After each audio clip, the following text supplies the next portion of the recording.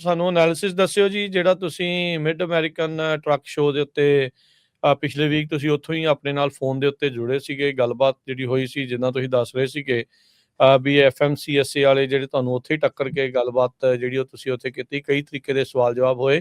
ਸੋ overall ਜੇ ਤੁਸੀਂ ਦੱਸਣਾ ਹੋਵੇ ਇਹ ਜਿਹੜਾ ਮਿਡ ਅਮਰੀਕਨ ਟਰੱਕ ਸ਼ੋਅ ਇਹਦੇ ਵਿੱਚ ਕੀ ਕੁਛ ਜਿਹੜਾ ਹੋਇਆ ਤੇ ਕਾਹਦੇ ਬਾਰੇ ਜਿਹੜੀ ਖਾਸ ਚਰਚਾ ਜਿਹੜੀ ਉੱਥੇ ਚੱਲੀ?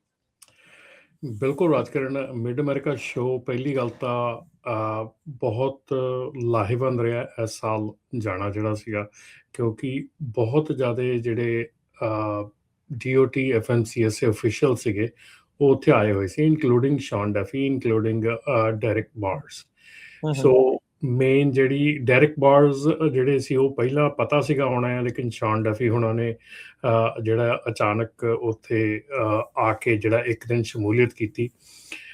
ਬਾਕੀ ਵਧੀਆ ਗੱਲ ਇਹ ਰਹੀ ਕਿ ਉੱਥੇ FMCSA DOT ਦੇ ਅਫੀਸ਼ੀਅਲਸ ਜਿਹੜੇ ਆ ਪ੍ਰੀਟੀ ਮੱਚ ਤਿੰਨੇ ਦਿਨ ਹੀ ਅਵੇਲੇਬਲ ਰਹੇ ਹਰ ਇੱਕ ਬੰਦੇ ਲਈ ਗੱਲ ਕਰਨ ਲਈ, ਚਾਹੇ ਆਪਣਾ ਜਿਹੜਾ ਉਹ ਪਲੈਂਟਿਫ ਹੈਗਾ ਆ ਵਨ ਜਿਹੜਾ ਆਪਣਾ ਨਾਨ ਡੋਮਿਸਾਈਲ ਲਾਇਸੈਂਸ ਦੇ ਉੱਤੇ ਜਿਹਨਾਂ ਕੇਸ ਕੀਤਾ ਹੋਇਆ, ਚਾਹੇ ਉਹ ਸੀ ਚਾਹੇ ਅਸੀਂ ਸੀਗੇ, ਮਤਲਬ ਹਰ ਇੱਕ ਨੂੰ ਇਨਫ ਟਾਈਮ ਉਹਨਾਂ ਨੇ ਦਿੱਤਾ ਗੱਲਬਾਤ ਕਰਨ ਦਾ। ਜਿਹੜੇ ਉਹਨਾਂ ਨੇ ਉੱਥੇ ਜੋ ਵੀ ਜਿਹੜਾ ਉਹਨਾਂ ਦਾ ਪ੍ਰੋਟਾਕ ਸਟੇਜ ਸੀਗੀ ਉਹਦੇ ਉੱਤੇ ਜਿਹੜੀਆਂ ਗੱਲਬਾਤਾਂ ਹੋਈਆਂ, ਉਹਦੇ ਵਿੱਚ ਓਪਨ ਕੁਐਸਚਨ ਸੈਸ਼ਨ ਵੀ ਹੁੰਦਾ ਸੀ। ਹਰ ਜਿਹੜੀ ਪ੍ਰੈਜੈਂਟੇਸ਼ਨ ਆ, ਹਰ ਜਿਹੜੀ ਜਿੱਦਾਂ ਮੋਟਰਸ ਦੇ ਲਈ ਪ੍ਰੈਜੈਂਟੇਸ਼ਨ ਸੀਗੀ, ਹੋਰ ਕਈ ਪ੍ਰੈਜੈਂਟੇਸ਼ਨ ਸੀਗੀਆਂ, ਉਹਨਾਂ ਦੀਆਂ ਪ੍ਰੈਜੈਂਟੇਸ਼ਨ ਤੋਂ ਬਾਅਦ ਓਪਨ ਕੁਐਸਚਨ ਜਿਹੜੇ ਕੀਤੇ ਜਾਂਦੇ ਸੀਗੇ।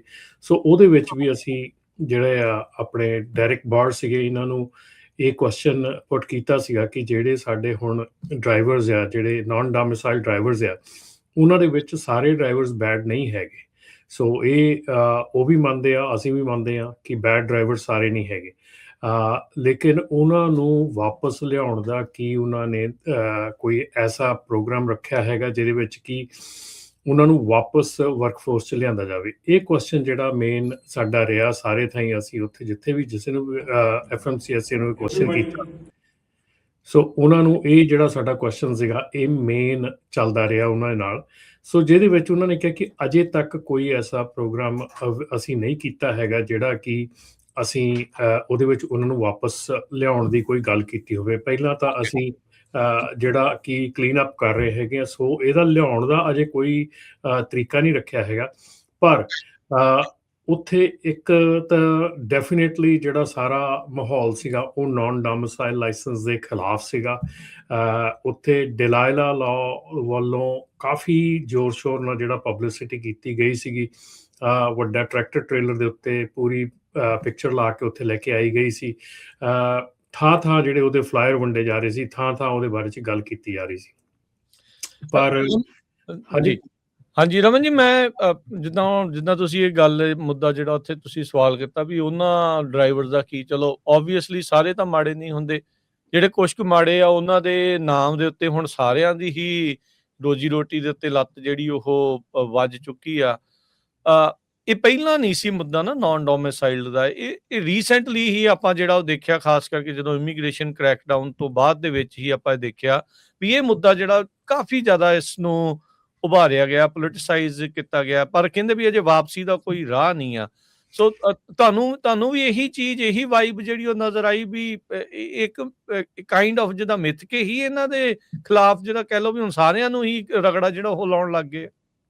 ਰਾਜਕਰਨ, ਐਰਕੀ ਇੱਕ ਗੱਲ ਦੱਸਦੇ ਹਾਂ ਕਿ ਟਰੱਕ ਸ਼ੋਅ ਦੇ ਵਿੱਚ ਇਹ ਬੜੀ ਫੀਲਿੰਗ ਆਈ ਕਿ ਆਪਣੇ ਆਪ ਨੂੰ ਰੀਪ੍ਰਜੈਂਟ ਕਰਨ ਲੱਗਿਆ ਤੁਹਾਨੂੰ ਇਹ ਮਹਿਸੂਸ ਹੁੰਦਾ ਸੀਗਾ ਕਿ ਸਭ ਅੱਖਾਂ ਤੁਹਾਨੂੰ ਦੇਖ ਰਹੀਆਂ। ਤੁਹਾਨੂੰ ਮਹਿਸੂਸ ਹੁੰਦਾ ਕਿ ਜਦੋਂ ਕੋਈ ਵੀ ਤੁਸੀਂ CDL ਨਾਨ ਡੋਮਿਸਾਈਲ CDL ਦੇ ਹੱਕ ਦਾ ਕੁਐਸਚਨ ਪੁੱਛਦੇ ਹੈਗੇ ਆ ਤੇ ਤੁਹਾਨੂੰ ਮਤਲਬ ਕਿ ਬਿਲਕੁਲ ਹੀ ਟੋਟਲੀ ਦੂਸਰੀ ਨਜ਼ਰ ਦੇ ਨਾਲ ਦੇਖਿਆ ਜਾਂਦਾ ਕਿ ਤੁਸੀਂ ਕੀ ਕਰ ਰਹੇ ਆ। ਸੋ ਵਾਈਬ ਜਿਹੜੀ ਸੀਗੀ ਉੱਥੇ ਟਰੱਕ ਸ਼ੋਅ ਦੇ ਉੱਤੇ ਬਿਲਕੁਲ ਡੈਫੀਨੇਟਲੀ ਨਾਨ ਡੋਮਿਸਾਈਲ ਤੇ ਇਮੀਗ੍ਰੈਂਟ ਦੇ ਖਿਲਾਫ ਸੀਗੀ।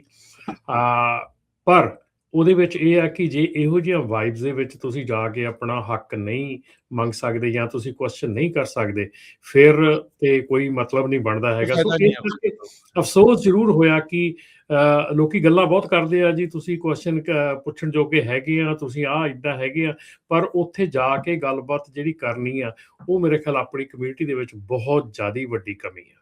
ਆਪਣੇ ਬੰਦੇ ਕੋਈ ਹੋਰ ਨਜ਼ਰ ਆਏ ਉੱਥੇ ਪੰਜਾਬੀ ਪ੍ਰਵਾਸੀ ਪਿਛਲੇ community? ਸਾਲਾਂ ਨਾਲੋਂ ਬਹੁਤ ਘੱਟ ਸੀਗੇ। ਪਿਛਲੇ ਸਾਲ ਤੁਸੀਂ ਜਿਹੜਾ ਸਵਾਲ ਵੀ ਪੁੱਛਿਆ ਉਹ ਵੀ ਆਪਾਂ ਸੁਣਾ ਦਿੰਨੇ ਆ, ਜਿਹੜਾ ਉੱਥੇ ਤੁਸੀਂ ਪੁੱਛਿਆ ਸੀਗਾ, ਫਿਰ ਥੋੜਾ ਜਿਹਾ ਤੁਸੀਂ ਇਸ ਦੇ ਬਾਰੇ ਹੋਰ ਵੀ ਜੇ ਚਾਨਣਾ ਪਾਉਣਾ ਹੋਇਆ ਉਹਨਾਂ ਦਾ ਆਪਣਾ ਉਹਨਾਂ ਦਾ ਜਵਾਬ ਵੀ ਹੋਊਗਾ ਡਾਇਰੈਕਟ ਪਾਰਟਸ ਦਾ, ਜਿਹੜਾ ਮੈਂ ਤੁਹਾਨੂੰ ਭੇਜਿਆ ਹੈਗਾ। ਹਾਂਜੀ ਠੀਕ ਹੈ, ਉਹ ਆਪਾਂ ਸ਼ੋਅ ਕਰਦੇ ਆ, ਉਹ ਆਪਾਂ ਜਿਹੜਾ ਸਵਾਲ ਜਵਾਬ ਤੁਸੀਂ ਕੀਤਾ ਤੇ ਉਹਨਾਂ ਦਾ ਜਿਹੜਾ ਜਵਾਬ ਆਇਆ ਉਹ ਆਪਾਂ ਸਾਰਿਆਂ ਦੇ ਨਾਲ ਪੇਸ਼ ਕਰਦੇ ਆ। Everybody from the mega carriers says that we have a driver shortage. I say that we never have a driver shortage. We have a shortage of good drivers. So we have a shortage of good drivers. So we are taking some good drivers out in this problem. So are we thinking of doing anything to bring those drivers back, or maybe retest them, maybe do something that where they can get back to the working force? Because I know within the next 6 months, this slogan is going to be coming back that we have a driver shortage, and then we're going to bend the same rules that we banned 5 years ago. So are we going to do the same thing after 6 months? Are we going to stick to these rules? Or are we going to do something to bring those good drivers back? Michael, why don't you start with that?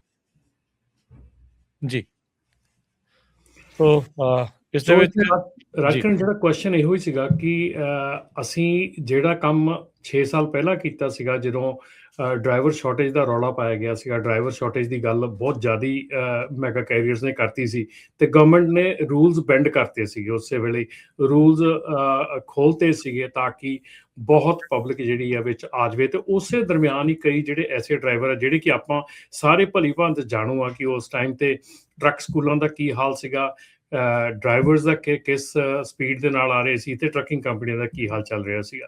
ਸੋ ਉਹ ਸਾਰੇ ਕਾਸੇ ਦਾ ਨਤੀਜਾ ਅੱਜ ਸੀਗਾ। ਸੋ ਸਵਾਲ ਮੇਰਾ ਇਹੋ ਹੀ ਸੀਗਾ ਕਿ ਜਿਹੜੇ ਇਸ ਵੇਲੇ ਅਸੀਂ ਕੰਮ ਕਰ ਰਹੇ ਹਾਂ, ਕੀ ਆਪਾਂ ਇਸ ਚੀਜ਼ਾਂ ਤੇ ਡਟੇ ਰਹਾਂਗੇ?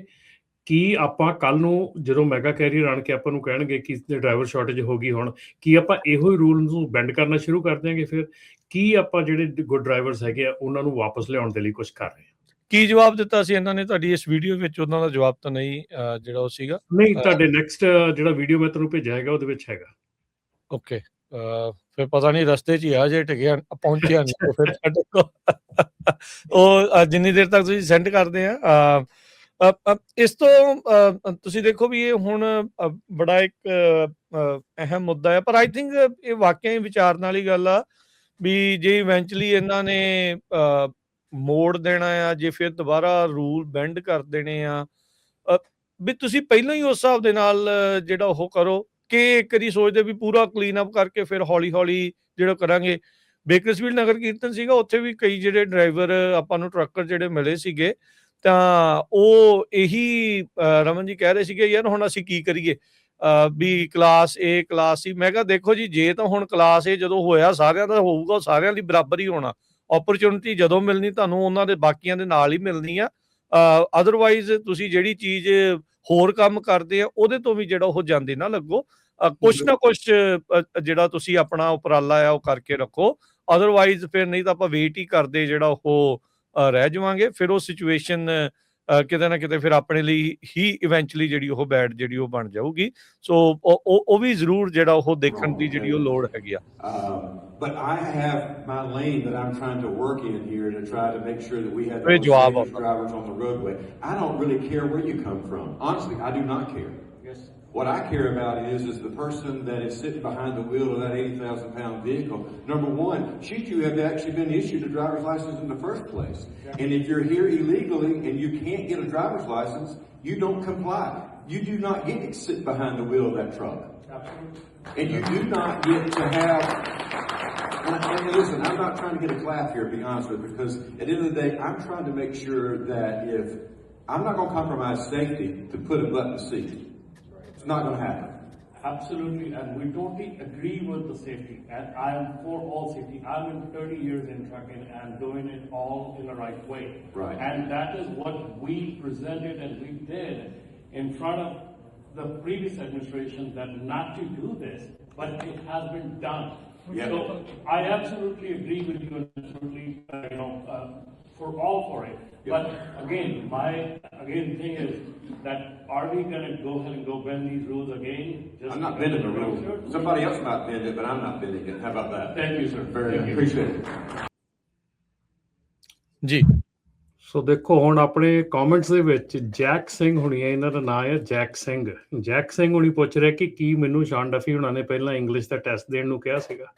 ਮਤਲਬ ਸ਼ਰਮ ਆਉਂਦੀ ਆ ਯਾਰ ਜਦੋਂ ਇਹਨਾਂ ਲੋਕਾਂ ਨੂੰ ਜਾ ਕੇ ਰਿਪਰੈਜ਼ੈਂਟ ਕਰਦੇ ਆ। ਮਤਲਬ ਮੇਰਾ ਕਹਿਣ ਨੂੰ ਦਿਲ ਨਹੀਂ ਕਰਦਾ, ਪਰ ਰਾਜਕਰਨ ਇਹ ਜਿਹੜੀ ਚੀਜ਼ ਆ, ਇਹ ਚੀਜ਼ ਦਾ ਮਤਲਬ ਸਾਡੇ ਲੋਕਾਂ ਦੇ ਵਿੱਚ ਬੇਸ਼ਰਮੀ ਜਿਹੜੀ ਹੈ ਨਾ, ਉਹ ਕੁੱਟ ਕੇ ਭਰੀ ਹੋਈ ਆ।